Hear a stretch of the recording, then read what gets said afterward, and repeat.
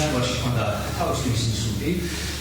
ის გამოც აქვს საკმაოდ დაზიანების სფერა, ის გამოც დაიწყო მეცხოველება, ვერ არის ქრისტიანობიდან, შესაბამისად საკუთრის მიწოდება საჭიროა გასწორებული. მე ვიცი რა გარდა მას, ჩემი პროფესიაა ეს, სახში მოწყობილი ინტენსიური თერაპიის პალატაში. ეს პროევროპული აქციების დროს დაკავებული ექიმის გიორგი ახობაძის სასამართლო პროცესია. დაკავებული ჯერ კიდევ 10 დეკემბერს მოსამართლეს მისი ოჯახური მდგომარეობის გათვალისწინება სთხოვდა და ეუბნებოდა, რომ ლოგინს მიჯაჭვულ დედას უვლიდა, რომელსაც ინსულტი ჰქონდა გადატანილი და მეტყველება უჭირდა. ეს თხოვნა მოსამართლე ლელა მარიდაშვილმა არ გაითვალისწინა. სამაგიეროდ სრულად გაითვალისწინა პროკურატურის შუამდგომლობა, რომელიც ახობაძისთვის პატიმრობას ითხოვდა. გიორგი ახობაძის დედა რამდენიმე დღის წინ ისე გარდაიცვალა, რომ შვილი ვერ ნახა. მიჯაჭვული ვარ.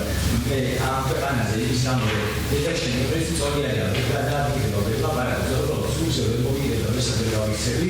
აი პასპორტი მშობელი უმწევრობარეობაში არ გავყო სიცოცხლის მოსკოვის დღეში და ჩემი ყველა მოქმედება, ჩემი ორი ფილა, თინდება და ხანდება იქი, რომ დედაჩემ შეუქმნა კონფლიქტი. გიორგი ახობაძის დაკავების აბსურდულობაზე ადვოკატები და მისი თანაგუნდელები დაკავების დღიდან საუბრობენ. ისინი დარწმუნებულები არიან, რომ ახობაძის დასჯა ოლიგარქის პოლიციამ ნარკოტიკების ჩადებით გადაწყვიტა. მათ ამეჩს ბევრი გარემოება უმყარებს. მათ შორისაა საქმეში მტკიცებულებების არარსებობა, რომელიც გამოძიების ვერსიას სარწმუნოს გახდიდა. გიორგი ახობაძის წინააღმდეგ დაწყებულ სისხლის სამართლის საქმეში მხოლოდ პოლიციელების ჩვენებები დევს, რაც ექიმის გარემოცვისთვის პირდაპირი დასტურია იმისა, რომ გიორგი ახობაძეს აქციებზე აქტიურობისა და ოლიგარქის კრიტიკის გამო სამაგალითოდ სჯიან.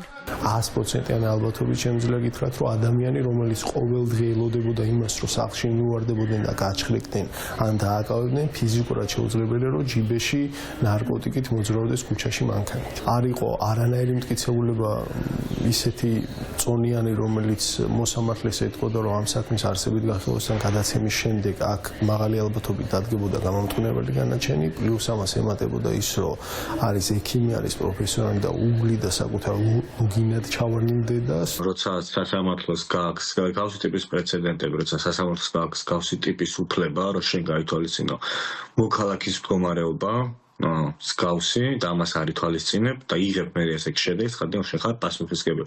გარდა იმისა, რომ ცხადია ის მტკიცებულებები, რაც წარუდგინეს, იყო ფალსიფიცირებული ტყუილი და ესეც ის მოსამართლემ და აქ მიიღო პოლიტიკური გადაწყვეტილება, უნდა ფიქროს, რომ მის პოლიტიკურ გადაწყვეტილებას თან შეიძლება მოსდევდეს ადამიანის ფიზიკური განადგურება. გიორგი ახობაძის ოჯახში მომხდარ ტრაგედიაზე ყველა პასუხისმგებლობას ივანიშვილის რეჟიმს აკისრებს. ექიმის უკანონო და აბსურდულ პატიმრობას ეხმაურება სასულიერო პირების ნაწილიც.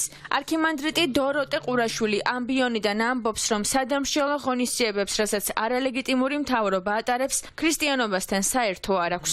გააპატიმრეს ერთი ახალგაზრდა, რომელმაც განუცხადა სამართალდამცველებს, რომ მას დედა ჰყავდა ლოგინა ჩავარდნილი,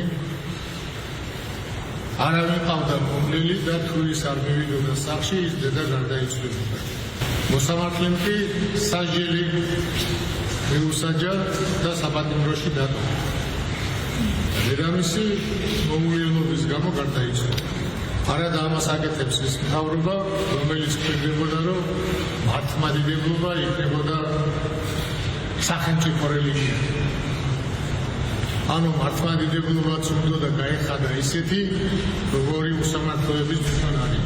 ექიმ რეანიმატოლოგი გიორგი ახობაძე პოლიციის თანამშრომლებმა ძალის გამოყენებით იმ დროს დააკავეს, როცა აქციიდან სახლში ბრუნდებოდა. ადვოკატი ამტკიცებს, რომ მას დაკავების პროცესში ჯიბეში ნარკოტიკული ნივთიერება ჩაუდეს, რის გამოც ახლა მას მკაცრი სასჯელი ემუქრება. ექიმი ითხოვდა სრულ შემოწმებასა და ექსპერტიზას, რაც დაადასტურებდა, რომ ნარკოტიკებთან შეხება არ ჰქონია, თუმცა გამოძიებამ ეს ექსპერტიზა არ ჩაატარა. მიუხედავად იმისა, რომ დასტურდებოდა ყველანაირი მტკიცებულებით, რომ გიორგის მიმავლის საფუძველი არ ჰქონდა, მაინც გაუშვა პატიმრობაში.